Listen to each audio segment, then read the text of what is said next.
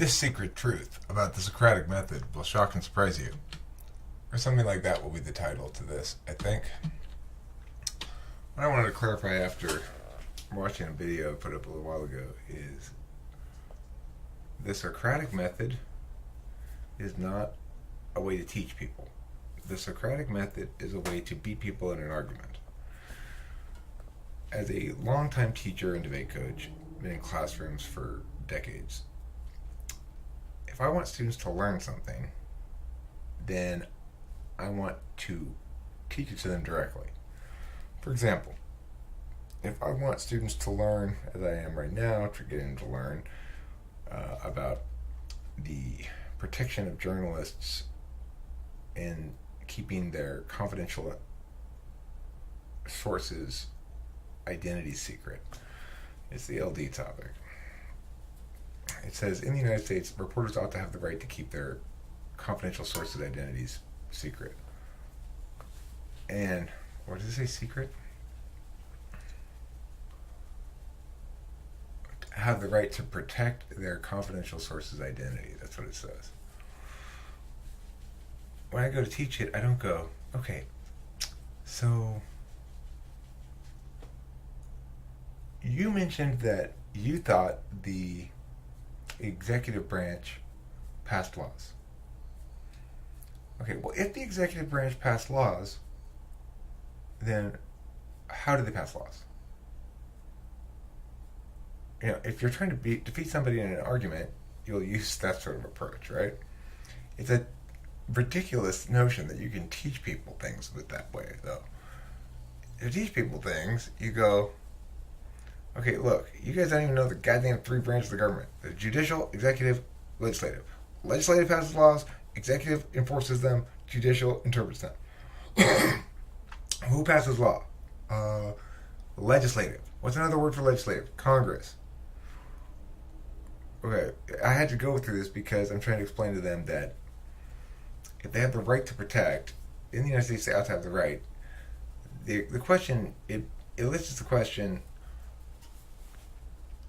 where from does this right emerge? In other words, is it an act by a judge in a court making case law about the First Amendment, or is it a congressional act of passage of law?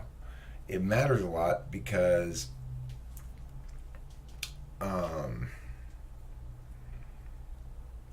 what kind of right it is contingent upon that. Congress can't pass a constitutional law. Or are these people making a specific advocacy of, say, like a constitutional amendment, or what? Make them specify an agent and a way that they're going to do it, because and make them define right is necessary precondition to winning these arguments. But I don't ask them questions ever to get them to understand these concepts. I go, okay, a right is that which confers a duty. A negative right confers a duty of non-interference. Positive right is usually contractual and confers a duty of action. A civil right refers to some other kind of right that is protected as a right by law. A universal right usually refers to negative rights that are the basic right of non-interference, or right to respect the non-aggression principle, something like that, And human rights is a mishmash term that's got people mean all sorts of different nonsense with it. People need to make the distinction between rights, entitlements, and privileges and other things. One of our points in the NAG case is that we're going to argue that there ought not be a right. There ought to be privileged communication between reporters and sources, in the same way that your communications with your lawyers are privileged, or your spouse, or your priest. So regardless of that, the point is, you can't teach anything by asking questions. It's fucking ridiculous. Whoever said that Socrates taught his students by asking them questions, what they really mean is he beat them in arguments and they learned that they were wrong as a consequence. Is that a good way to teach people, to engage them in arguments and beat them? Yes. That's a good way to teach people, but they have to know everything first. I can't even begin to teach you about shield law and reporter protections and stuff like that by debating you if you don't know anything about it. And most of the time, we're teaching shit where most of what you're going to learn is going to be taught directly, and very little of it is going to emerge through a process.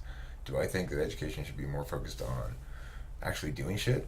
Yeah, but I mean, the thing to change is the outcome. The outcome needs to be real. In debate, because it's a sport, if you suck, you lose all your rounds, and it's not fun. Getting your ass kicked, I assume. I've lost rounds before. I debated back in high school, you know. It's not fun to lose. I hate losing. Losing is super shitty. That's what makes it an effective way to teach. Makes it an effective way to motivate teachers, too. I was vastly less effective as a teacher than I am as a coach. Why? No real metrics.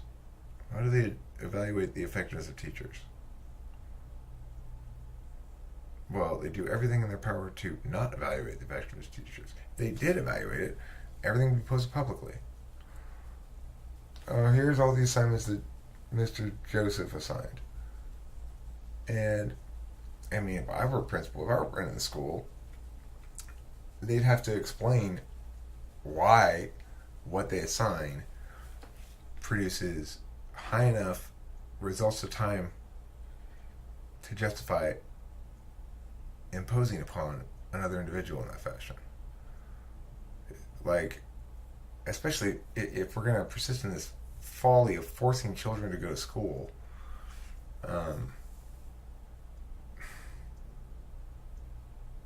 then we better make good use of their time. And we don't. That history poster that your kid's teacher is assigning is a waste of fucking time. That's not a good way to teach somebody a bunch of history information they need to learn. It's a stupid way. It's like using the Socratic method.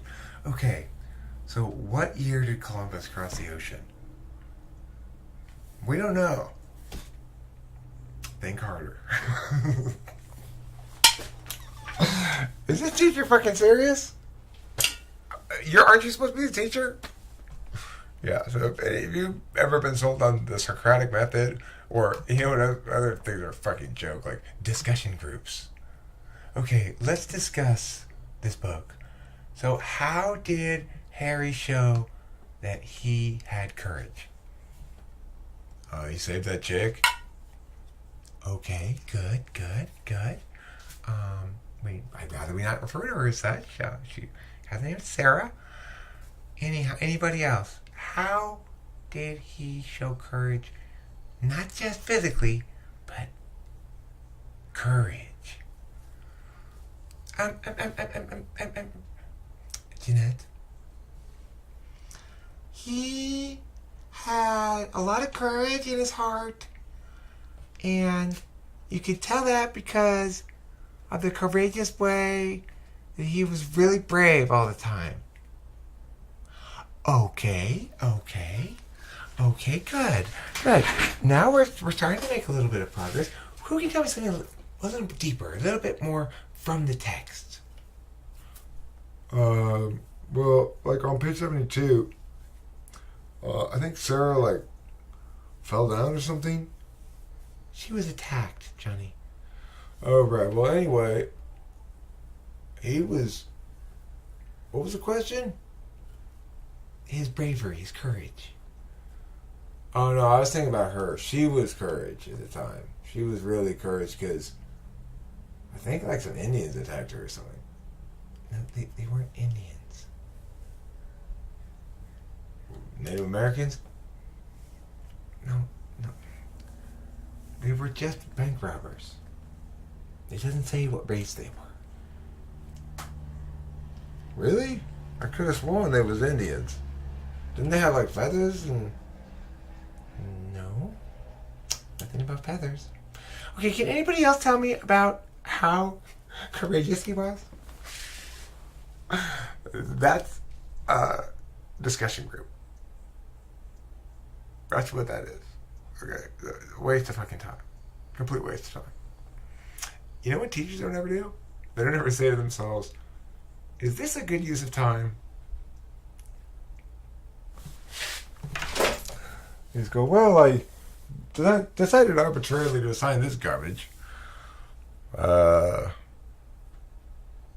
They finished it, so I better give them some other garbage to do. I don't know. At the end of the quarter, you give everybody A's, nobody complains. End of the quarter, your kids lose all their debate rounds, you don't have any clients. That's the difference.